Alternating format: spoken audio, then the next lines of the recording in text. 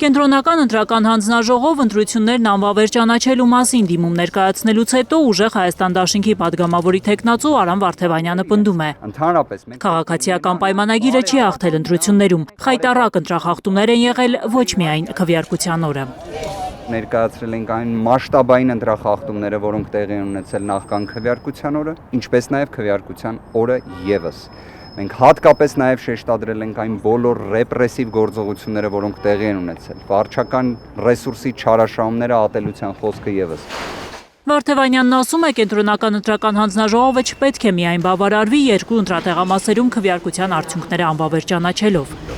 Եթե անվավեր ճանաչված այդ ընտրական տեղամասերի արդյունքները ազդեցություն են գործում ընտրության արդյունքների վրա, ապա պարտադիր է այդտեղ վերաքվեարկության հանգամանք։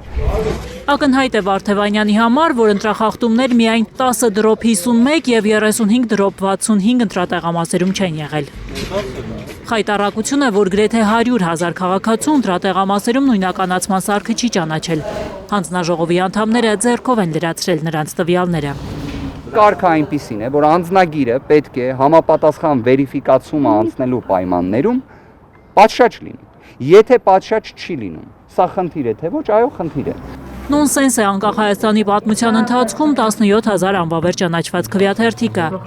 Արամ Վարդևանյանը նաև ահազանգում է, որ ներքին գործերի նախարարությունը մերժել է շուրջ 5,000 ընտրողների դիմումները, որոնք ցանկացել են փոխել իրենց ընտրատեղամասերը։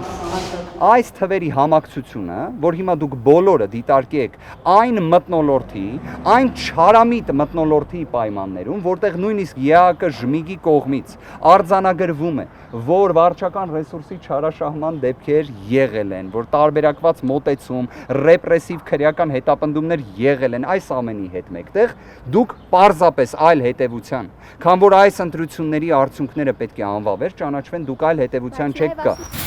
Ընտրություններն անվավեր ճանաչելու մասին դիմումում հատկապես շեշտել են տեղի ունեցած բոլոր ռեպրեսիվ գործողությունները, որոնք ըստ Վարդևանյանի ազդել են ընտրողների կամքի վրա։ Եթե չլիներ իշխանական ճնշում, ուժեղ Հայաստանը համոզված է, քվեարկության մասնակիցների թիվը ավելի մեծ կլիներ։ Դուք տեսել եք ոնց է քաղաքացիական պայմանագրի ներկայացուցիչները ֆիզիկական ներգործություն են իրացնում։ Ասենք մենք տեսել ենք, որ ընտրատեղամասերից մեկից եկել են ուժեղ Հայաստան կուսակցությունների դաշինքի վստահված անձին, ֆիզիկական ուժ գործադրելով ձերբակալել են, հաջորդ օրը ազատ են արձակել։ Հիմա դուք ինձ կասեք այդ ընտրատեղամասում ձայները ինչ պետք է լինեն։ Այս գիրակի է կենտրոնական ընտրական հանձնաժողովը քննելու ուժեղ Հայաստան դաշինքի դիմումը։ Վարդևանյանի խոսքով այն քննելիս հանձնաժողովը պետք է հաշվի առնի ոչ միայն քվեարկության օրը տեղի ունեցածը, այլև նախընտրական շրջանում իրենց գնահատմամբ ռեպրեսիվ գործողությունները։ Գանա Մովսիսյան, Միլենա Պողոսյան, Գագիկ Տեր-Ղազարյան, Հայլուր։